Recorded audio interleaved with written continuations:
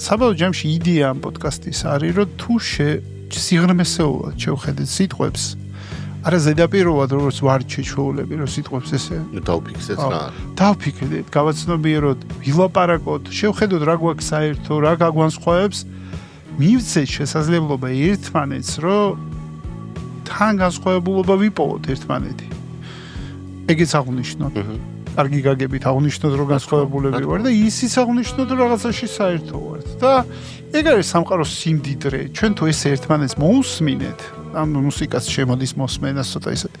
ერთმანეთს ესე რომ მოусმინეთ, რომ ამ განსხვავება შეიძლება ვიზეიმოთ, არა და უპირისპირდეთ ერთმანეთს და უმტკიცოთ, არა, მე ჩემი სიმართლე მაქვს, არა, მე ჩემი სიმართლე, არა, მე და გიმტკიცებ, რომ მე უფრო უკეთესად ხედავ ჭეშმარიტება რა არის. ანუ სამწუხაროდ ეგ არის პარადიგმა აზროვნების და კომუნიკაციის რაშიც პრინციპში ყველანი ვარ გაზრდილები და ყველანი ვცდილობ რომ ეს პარადიგმა უკან გავწიო და ცოტა ახლებური პარადიგმა შემოვიტანო. კი ბატონო. გაწყობს ეგეთი? რა თქმა უნდა, ეგოს დამცრობა არის პირველი ნაბიჯი სიმართლის გზაზე სიარულისკენ.